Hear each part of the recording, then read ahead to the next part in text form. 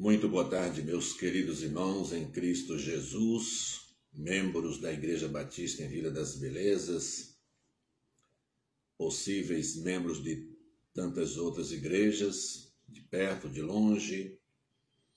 Nossa alegria de iniciar mais uma edição do nosso Pão das Três. Hoje, sábado,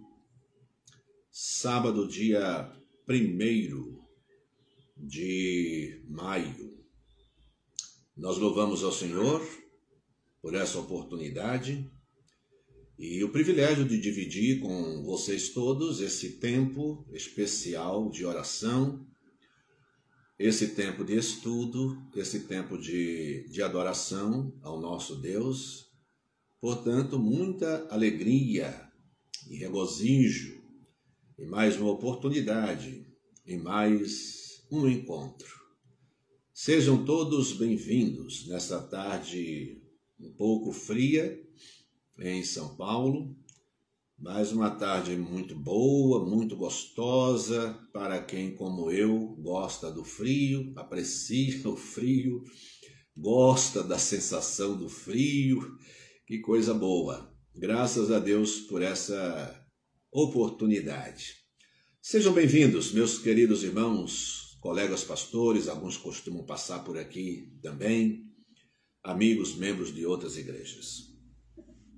Bem, nós vamos orar ao Senhor nesse primeiro momento do nosso encontro, pedindo que Deus nos abençoe, que Ele nos instrua, nos ensine e também receba alegremente o nosso louvor e a adoração que lhe prestamos nesse encontro. Vamos orar?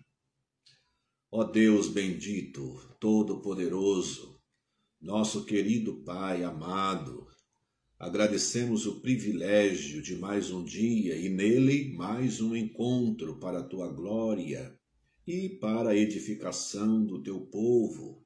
Nós que te adoramos, Senhor, pelo que és, pelo que fazes. Nós que bendizemos o teu nome e proclamamos a tua palavra como a verdade mais urgente para a alma humana. Agradecemos, Senhor, a companhia dos nossos queridos irmãos amados.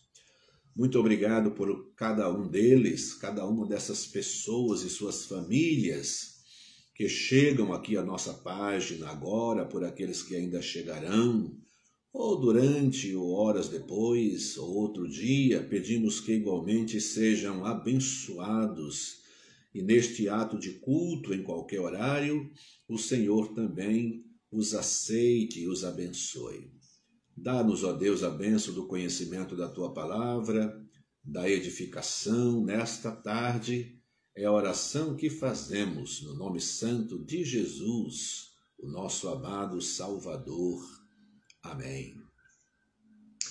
Queridos irmãos, estamos numa jornada, iniciando ainda uma jornada no livro de Atos dos Apóstolos. E eu escolhi para cantar inicialmente o hino 475 do nosso cantor cristão. Tem como título Lutar. Não achei um hino apropriado para esse tema difícil, porque hoje vamos falar sobre a escolha de Matias, Estamos no primeiro capítulo ainda de Atos, então temos uma jornada longa aí pela frente, mas a partir dos versos 15, nós começamos a ler essa narrativa interessante da escolha de Matias. De qualquer forma, escolhi um hino muito bom para os obreiros, para os crentes interessados em trabalhar, em servir, em tomar em suas mãos a tocha daqueles que vão entregando as suas ocupações, seja por doença, seja por idade, por tempo de serviço. Então, um hino que fala nessa luta muito grande que nós travamos contra o inimigo da nossa alma, Satanás, o diabo.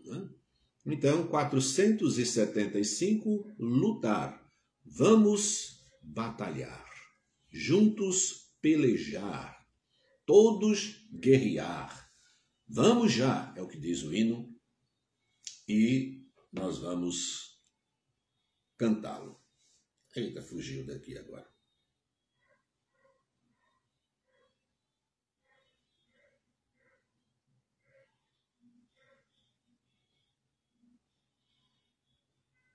Sabe que fugiu o hino? Ah, eu mudei para outra página. Vamos ver se é esse aqui. Não sabe de cor? Eu sei, mas posso errar alguma coisa? Achei já. Tecnologia. Se perde fácil, mas se acha fácil também.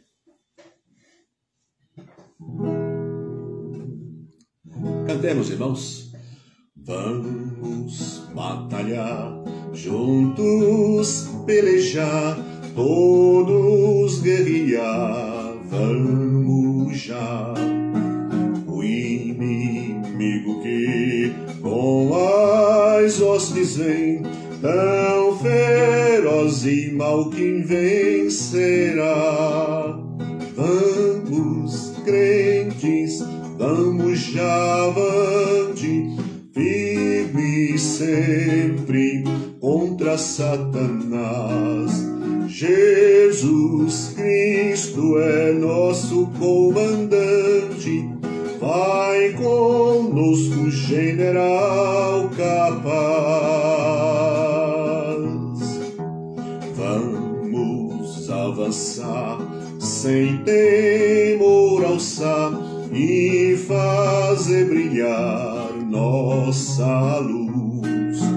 Trevas vão fugir, glórias hão de vir, venham todos proclamar Jesus. Vamos, crentes, vamos já avante, firme sempre contra Satanás. Jesus Cristo é nosso comandante, vai conosco, general capaz. Ó glorioso Pai, o fiel não cai, sempre avante vai, vencedor. Quando o fim chegar deste batalhar, vem nos coroar por teu amor. Vamos, crentes, vamos já avante, firme sempre contra Satanás. Jesus Cristo é nosso comandante, vai conosco, general capaz. Vai conosco, general capaz.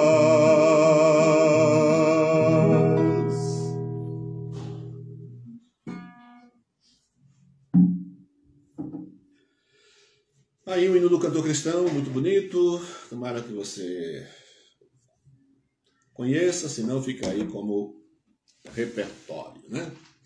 Mais um hino bonito. Bem, meus irmãos, quero convidá-los agora a abrir a sua Bíblia em Atos, Atos dos Apóstolos, ou simplesmente Atos, capítulo 1, a partir do verso 15.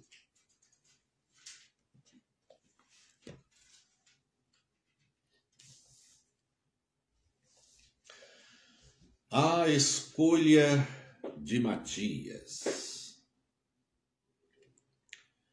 E naqueles dias, levantando-se Pedro no meio dos discípulos, ora, a multidão junta era de quase 120 pessoas, disse: Varões e irmãos, convinha que se cumprisse a Escritura, que o Espírito Santo predisse pela boca de Davi acerca de Judas, que foi o guia daqueles que prenderam a Jesus.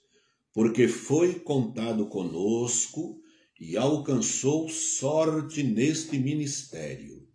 Ora, este adquiriu um campo com o galardão da iniquidade, e precipitando-se, rebentou pelo meio, e todas as suas entranhas se derramaram. E foi notório a todos os que habitam em Jerusalém, de maneira que na sua própria língua esse campo se chama Aceldama, isto é, campo de sangue. Porque no livro dos Salmos está escrito: fique deserta a sua habitação, e não haja quem nela habite, e tome outro o seu bispado.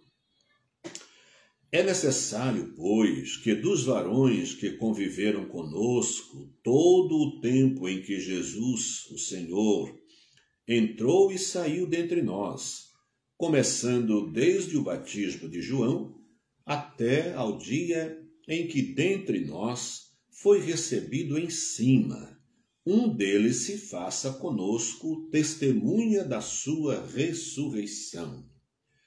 E apresentaram 2, José, chamado Barsabás, que tinha por sobrenome o Justo, e Matias. E orando, disseram: Tu, Senhor, conhecedor do coração de todos, mostra qual destes 2 tens escolhido, para que tome parte conosco neste ministério e apostolado, de que Judas se desviou para ir para o seu próprio lugar. E lançando-lhe sortes, caiu a sorte sobre Matias, e por voto comum foi contado com os 11 apóstolos. Uma leitura interessante, né? Uma história interessante. Dessa história, nós ouvimos de vez em quando muitas perguntas, especulações, hipóteses sobre o nome e a escolha de Matias. Mas é bom a gente atentar para tudo o que nos diz o capítulo 1 de Atos, né? A gente não pode estudar essa passagem isolada de toda a Bíblia. Assim a gente não sabe onde chegar, e muitas especulações podem fazer sentido, ou poderiam fazer sentido, se desconsiderássemos, né, toda a Bíblia, o que vem antes, as atitudes desses apóstolos,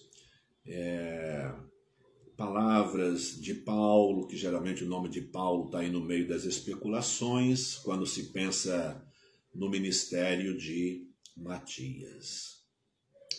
Mas é interessante a gente pensar algumas coisas antes, né, da história propriamente dita.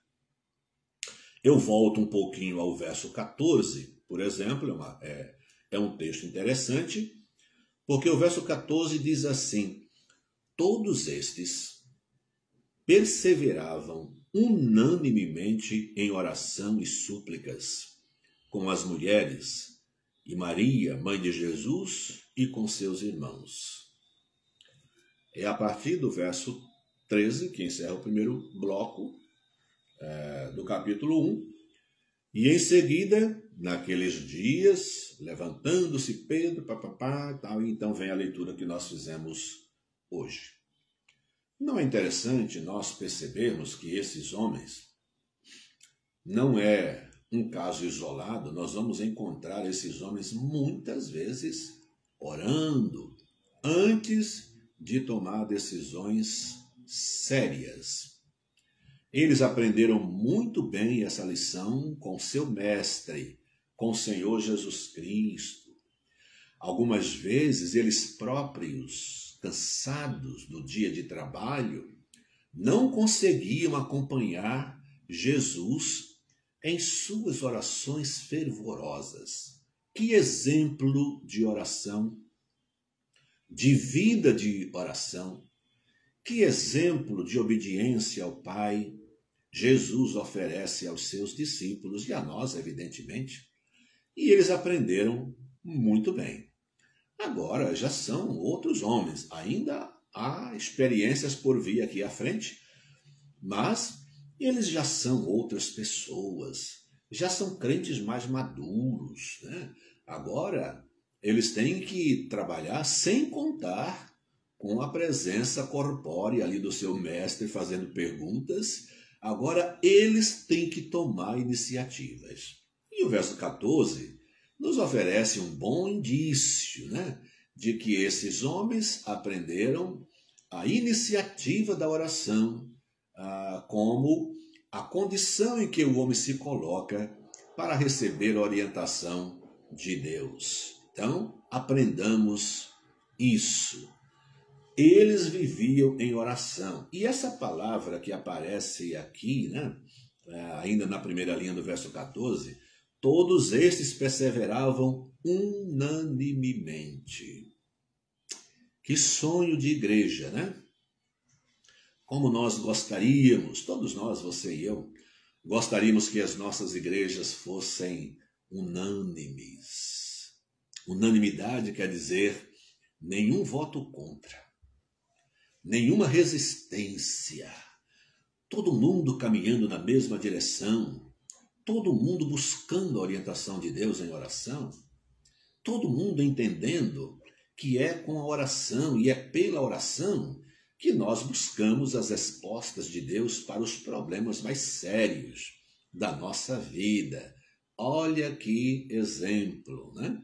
Como nós gostaríamos que as nossas igrejas fossem unânimes nas campanhas de oração missionária, nas campanhas financeiras missionárias.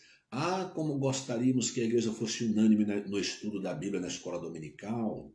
Como gostaríamos que a igreja fosse unânime na busca de oração, em nossos cultos de oração, em nossas lives, né? Vamos agora atualizar isso. Como gostaríamos que as nossas igrejas fossem unânimes, participando dos nossos cultos, domingo de manhã, domingo à noite, né?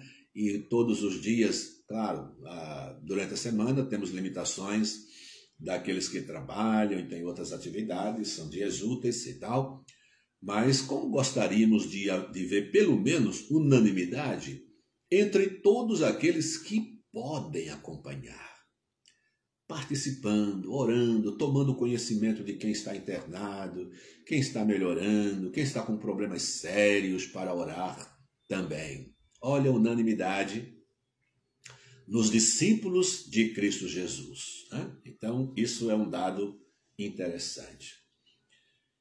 No verso 15, aí nós encontramos Pedro, que, na verdade, começa a expressar, né, dar sinais de uma capacidade de liderança, de influência bastante grande entre os apóstolos.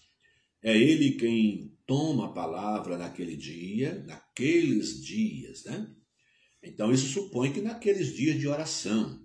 Por quê?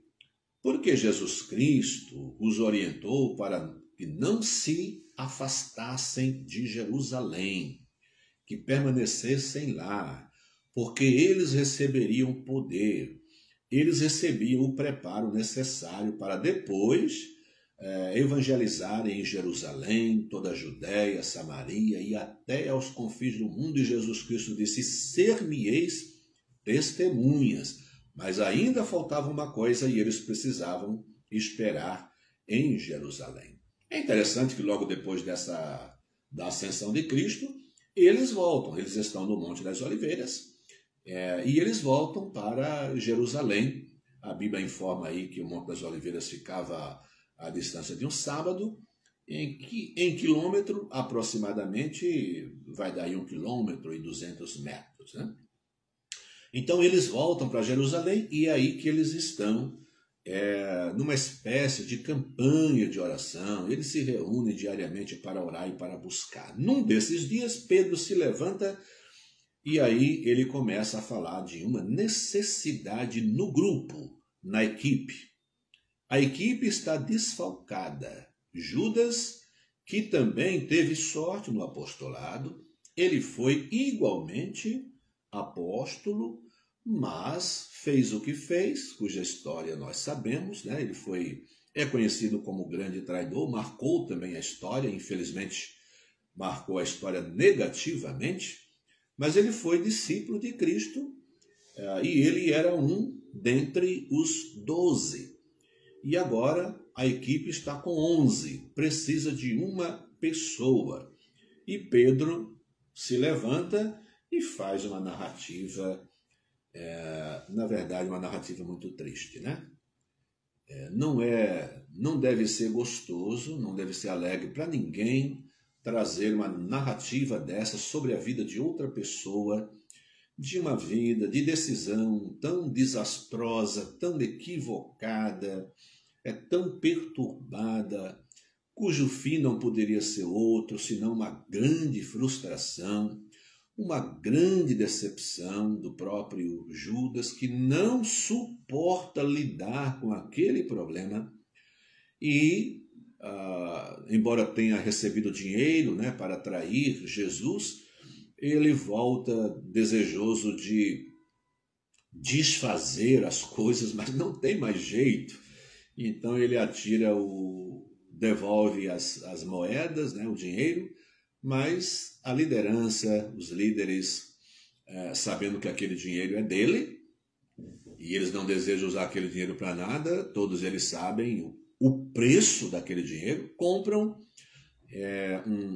um campo e chama campo de sangue, por causa de tudo que envolveu aquele dinheiro. Então, assim termina a vida de Judas, e essa é a narrativa triste sobre um discípulo de Cristo, né, que poderia estar agora caminhando para um apostolado firme. Não, ele deixou o seu campo, o seu lugar vazio. Pedro se levanta, e a narrativa de Pedro é interessante porque ela resgata passagens do Antigo Testamento, interpreta a Bíblia muito bem, e é assim que nós devemos fazer também. As interpretações que fazemos dos fatos precisam estar ligadas às coisas que Jesus Cristo disse ou fez, às coisas que os profetas fizeram ou disseram. E Pedro faz exatamente isso. Veja a narrativa. Varões e irmãos, convinha que se cumprisse a Escritura. Então ele entende que tudo o que aconteceu está de acordo com o que as Escrituras já avisavam, já prenunciavam, os apóstolos falaram, que o Espírito Santo predisse pela boca de Davi acerca de Judas, que foi o guia daqueles que prenderam a Jesus. Essas profecias estão em dois salmos que nós sabemos, que é o Salmo 69 e o Salmo 109. Nesses salmos, isso que Pedro fala aqui, né, está nesses dois salmos. Então, ele começa dizendo sobre a narrativa, as coisas que aconteceram na vida e que é preciso encontrar outra pessoa para a composição ou recomposição dos apóstolos. É interessante que essa narrativa também nos dá assim, bastante argumento para não entrarmos, ou se entrarmos biblicamente, nessas discussões de ser apóstolo ou não ser apóstolo hoje em dia, né? Aqui estamos diante daquele conceito de apóstolo original, em que o verdadeiro apóstolo é aquele que conviveu, acompanhou de perto e, por isso, tem a capacidade de ser testemunha ocular dos fatos que envolvem a vida e o ministério de Cristo Jesus. vejam que Pedro coloca as condições precípuas para o apostolado. Ele diz, ele coloca a necessidade de que alguém que acompanhou o ministério de Jesus desde o começo, quer dizer, desde o batismo de João, desde aquele dia em que Jesus foi ao Jordão para ser batizado por João Batista, até o dia em que, diz Pedro, ele foi recebido em cima, estando entre nós. Quer dizer, do batismo até a ascensão de Cristo Jesus. Essa é a ideia primária do apostolado, quer dizer, o verdadeiro apóstolo, no sentido primeiro, bíblico, é aquele que foi testemunha ocular, que conviveu diretamente com Cristo Jesus, acompanhou todo o seu ministério. Aí essas pessoas estavam com ele aí os 3 anos,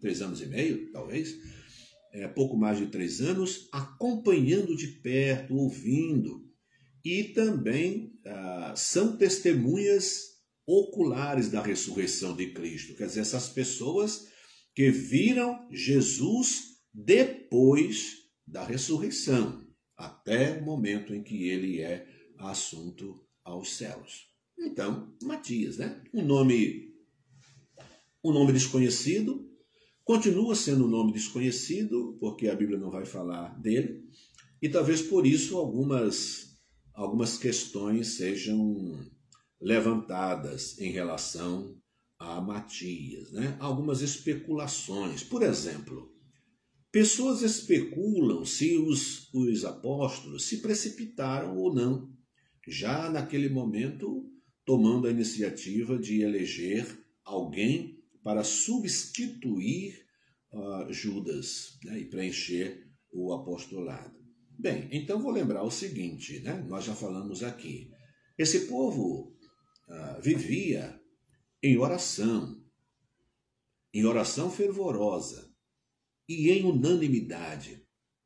Eram os discípulos, os 11, então, até nesse momento, e algumas mulheres que acompanharam de perto a vida de Cristo Jesus. Eles se reuniam. E vocês sabem, a Bíblia dá números aqui, Chama de uma multidão de quase de 120 pessoas. Essas pessoas estavam em oração, aguardando a orientação divina, aguardando o cumprimento da promessa que Cristo fez, de que eles receberiam poder para isso, para aquilo outro. E então, esses homens não estavam brincando, não era uma tentativa humana de se reorganizar para fazer o quê? Não. Em oração, Pedro é instruído certamente a se levantar e a promover uma eleição, coloca as bases bíblicas, então a gente aprende, as bases bíblicas para o apostolado. 2 nomes pré-selecionados são apresentados, e Matias é o eleito. Então houve precipitação? Não houve precipitação, eles fizeram isso em oração. E aquele colegiado precisava ser recomposto mesmo. Jesus Cristo escolheu 12 homens para acompanhá-lo, para treiná-lo e para capacitá-lo, o grupo, para que este grupo fosse proclamador do Evangelho, especialmente à nação de Israel. Então esse grupo tinha essa missão. Depois, quando eles serão capacitados, Jesus Cristo disse que eles vão ser testemunhas em Jerusalém, Judéia, Samaria e até os confins da terra. Mas num primeiro momento, a formação daquele grupo era para apresentar Cristo Jesus, apresentar o Evangelho ao povo judeu. E de fato aconteceu isso, os judeus rejeitam. Esse Matias, por exemplo, que a gente não ouve falar o nome dele, mas há uma tradição aí. São tradições, a gente não mostra como coisas, como fatos históricos, Mas há duas tradições em relação a Matias. A primeira, eu acho que foi Eusébio que falou sobre isso, o historiador, mas como ele menciona como tradição, de que Matias teria pregado muito o evangelho entre os judeus e ele foi apedrejado pelos judeus. Mas isso é uma tradição, tá? Nós não temos isso como um fato confirmado, né? Essa é uma possibilidade de ter acontecido isso com Matias. Mas são apenas especulações. Então, a especulação primeira é sobre se houve ou não precipitação. Biblicamente, nós entendemos que não, né? Em função disso, uma coisa chama a outra. Especula-se também se não foi errado lançar sorte. Por que Matias foi escolhido lançando-se sorte? Ora, meus irmãos, lançar sorte era o costume até ali, era assim a história do povo de Israel. Os sacerdotes, eles lançavam sorte para saber qual é a vontade de Deus, a direção que Deus dava, as possibilidades apresentadas. Então, Deus sempre respondia. Os sacerdotes tinham, né, uma pedra de Urim e Tumim, e por elas Deus respondia às orações e às consultas que os sacerdotes faziam a Deus. É muito bom a gente lembrar que até esse momento aqui em que os discípulos estavam reunidos para escolher Matias, o Espírito Santo não havia ainda, né, descido, porque vai descer no capítulo 2.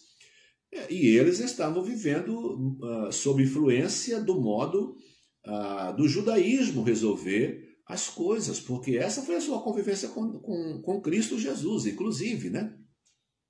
Olha quantos assuntos foram discutidos durante a vida de Cristo Jesus com os seus discípulos, né? Eles discutiram sobre lei, sobre sacrifícios, né? Sobre a guarda do sábado, sobre os costumes. Tudo isso fez parte, né, do acervo de temas e discussões que Jesus teve na presença dos seus discípulos, né? Sendo acusados por tantos, e depois ele explicava muitas vezes, particularmente, as coisas aos seus discípulos. Então, lançar sorte fazia parte do modo como os judeus aprenderam a consultar a Deus. Portanto, até aquele momento, uma forma adequada, né? E tanto que, lançando-se sorte, né, depois de orar, Deus os atendeu e a sorte caiu sobre Matias. Agora, por que é que não se ouve falar em Matias? Então, geralmente, essa pergunta é feita por aqueles que defendem que, na verdade, o substituto de Judas foi o apóstolo Paulo, né? Mas, na verdade, não é. Nós temos que entender duas coisas. O colégio apostólico era constituído pelos 12, né? Como Judas caiu, então ele foi substituído por Matias. E dali para frente, o colégio apostólico era constituído pelos 12, incluindo Matias. Você deve se lembrar, no capítulo 15 de 1 Coríntios, Paulo, é ali que ele vai tratar da ressurreição de Cristo Jesus. Ele, quando fala sobre a ressurreição, ele diz que Jesus apresentou-se primeiramente a Cefas, depois, está logo ali nos primeiros versículos, não sei se 3, 4, 5, 6 por aí. Aí ele diz, depois apresentou-se também aos 12. Ora, Paulo está dizendo que Jesus Cristo apresentou-se aos 12. Então, o próprio Paulo reconhece que o apostolado é constituído por aqueles 12, do qual Matias faz parte. Agora, a pergunta é, Deus não queria, não era Paulo, por causa do assombroso trabalho, né? O volume do trabalho de Paulo. e diz assim, por que é que Matias não aparece mais? Mas, na verdade, quando você vê a história do cristianismo aí no primeiro século, né, o destaque dos apóstolos, você vai verificar que poucos apóstolos se destacaram.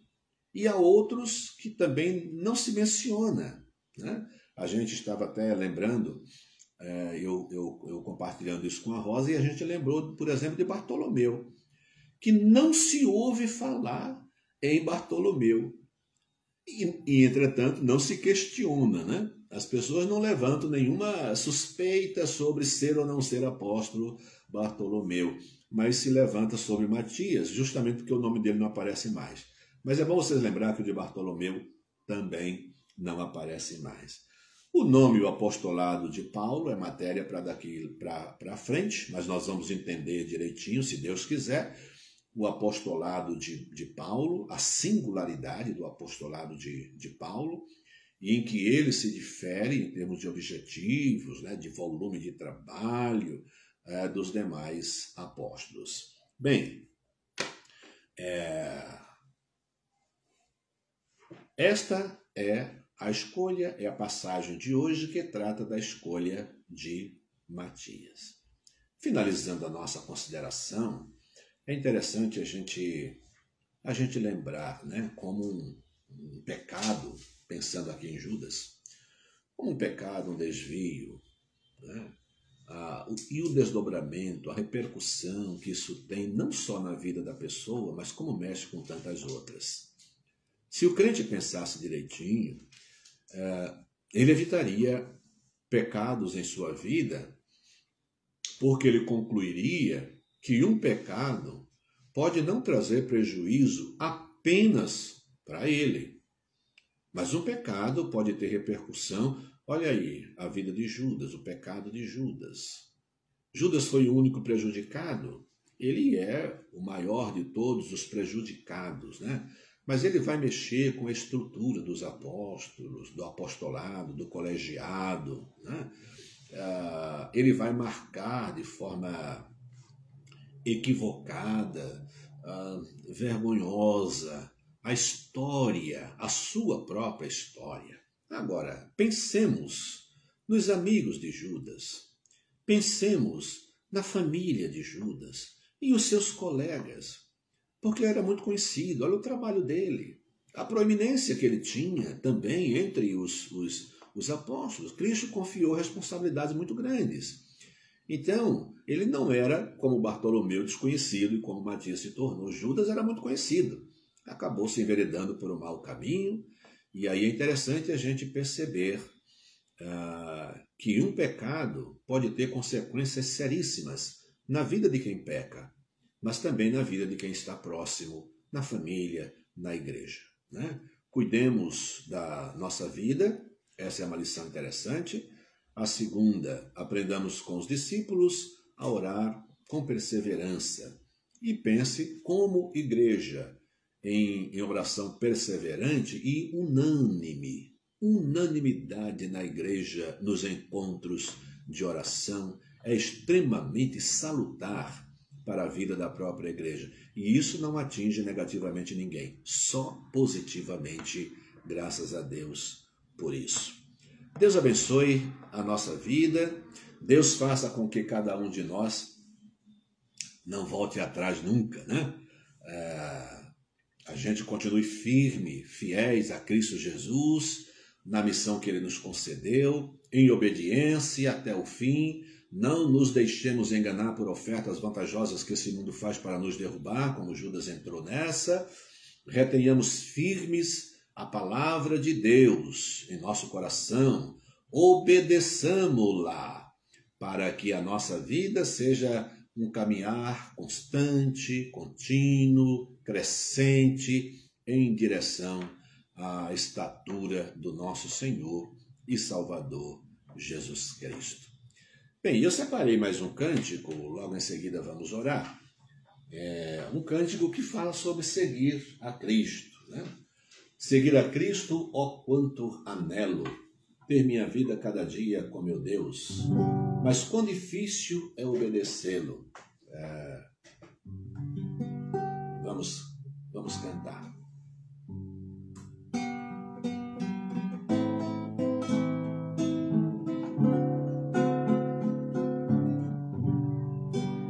seguir a Cristo, ó quanto anelo ter minha vida cada dia com meu Deus, mas quão difícil é obedecê-lo, andar aqui como ele mesmo quer.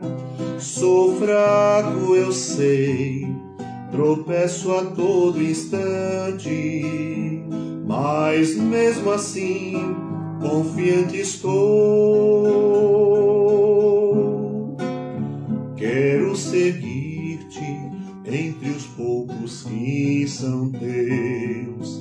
Oh, não permitas que meu coração se engane tanto ao ponto de levar-me a ser mais um na grande multidão.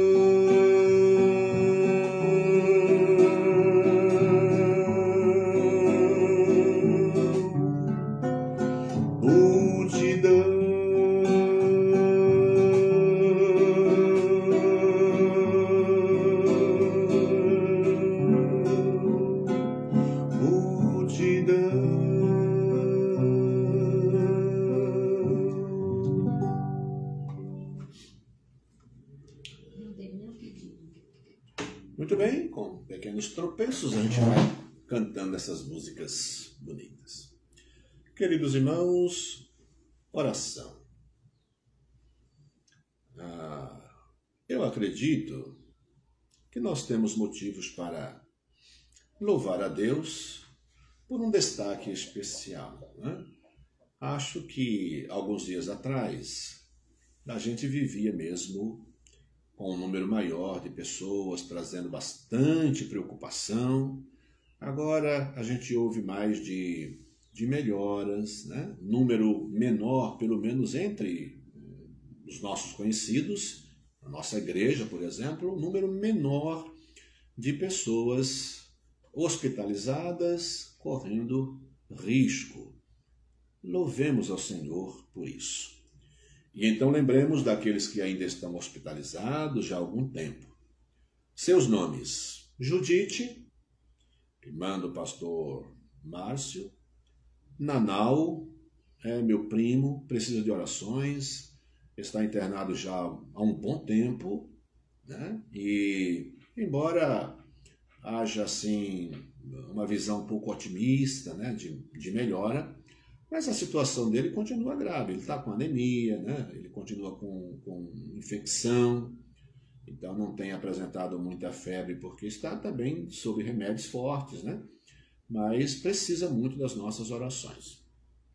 Também, como os demais. Paulo, primo da Cátia Voleta; Marinalva;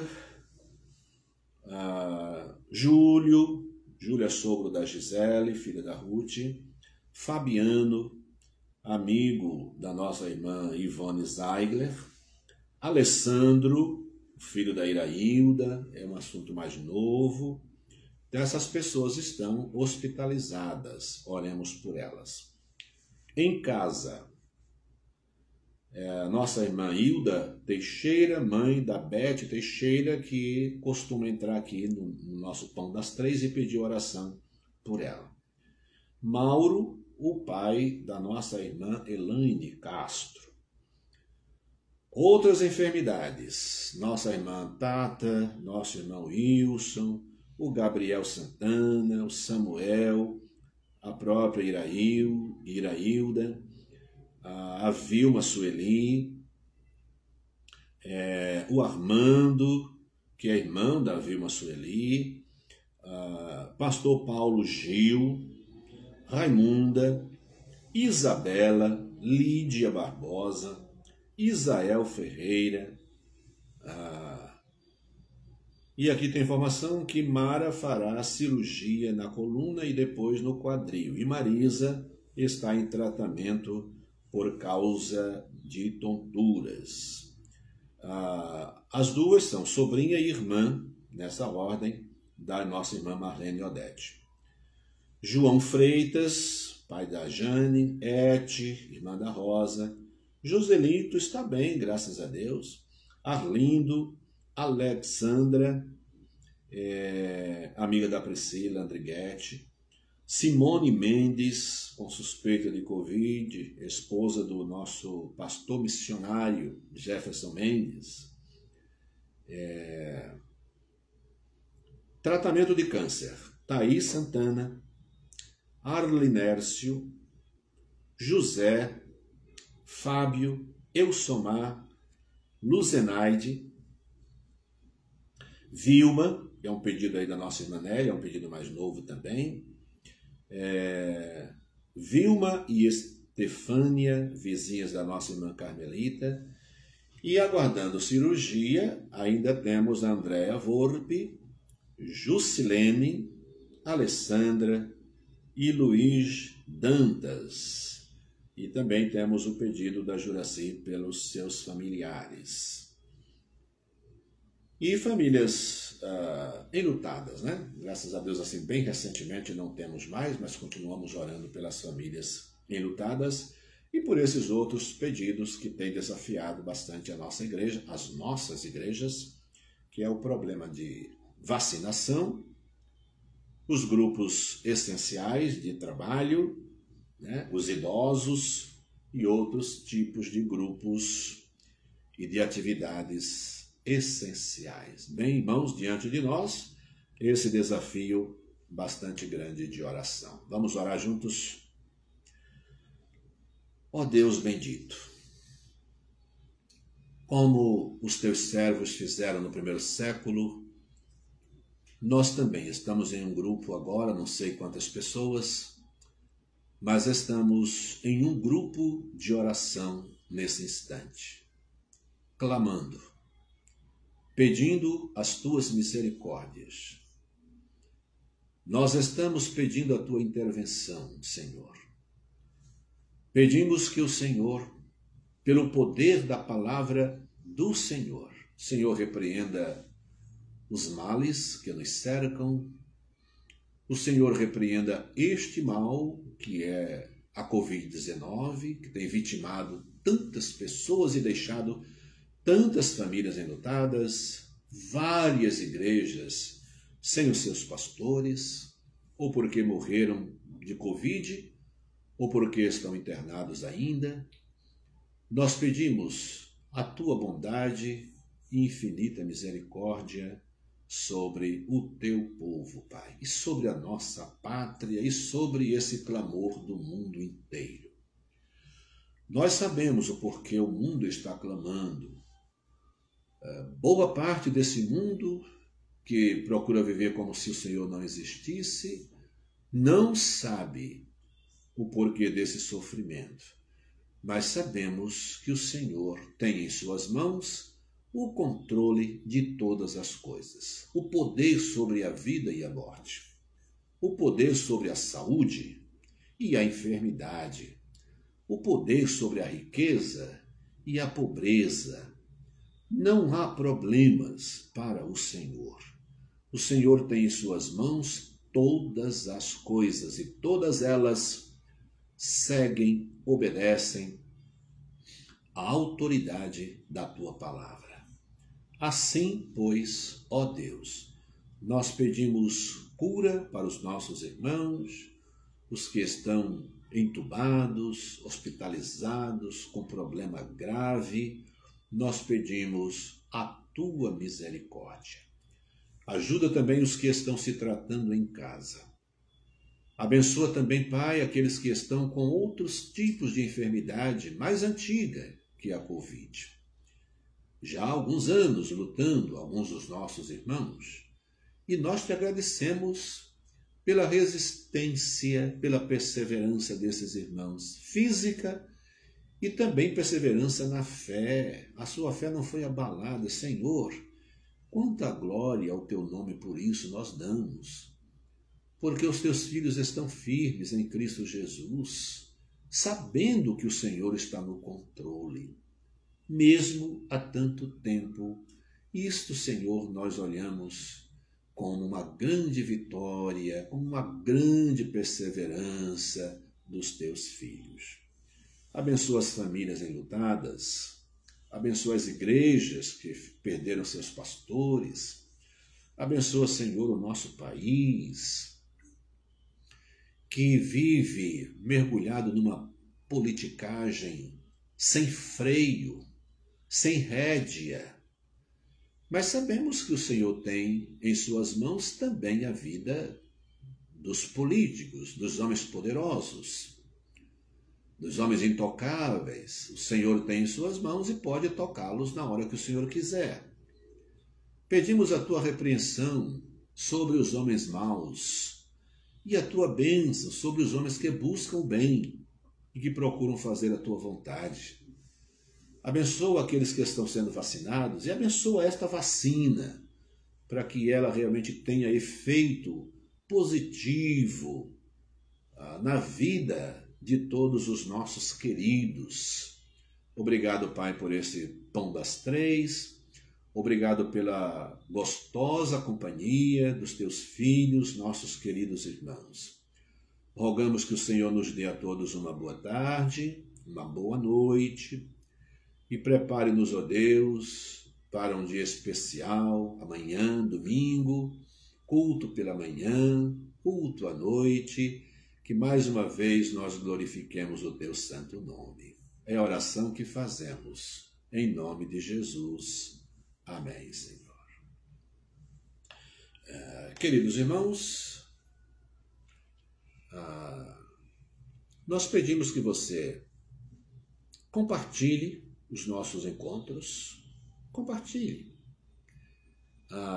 curta, para que muitas pessoas possam assistir, ver, receber a palavra. De fato, isso acontece mesmo.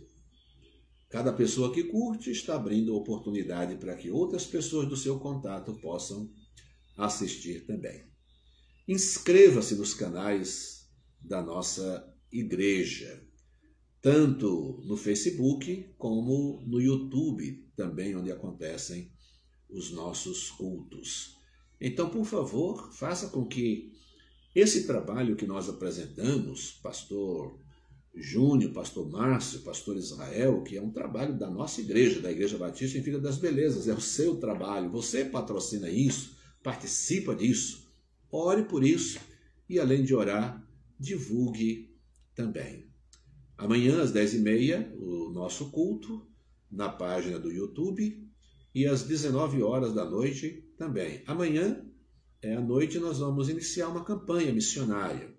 Ela já está iniciada, portanto, se você quiser participar, nós vamos ajudar uma família missionária no Amazonas na construção de um barco. Esse barco será um barco missionário e nós vamos fazer uma campanha em nossa igreja para ajudar os irmãos interessados.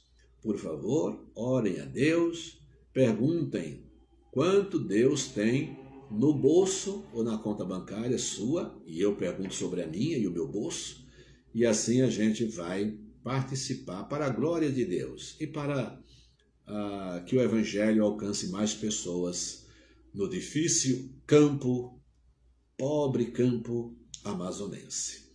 Deus abençoe a todos, um grande abraço. Até amanhã, se Deus quiser, e torne esse material nosso, de nossa igreja, conhecido por mais pessoas.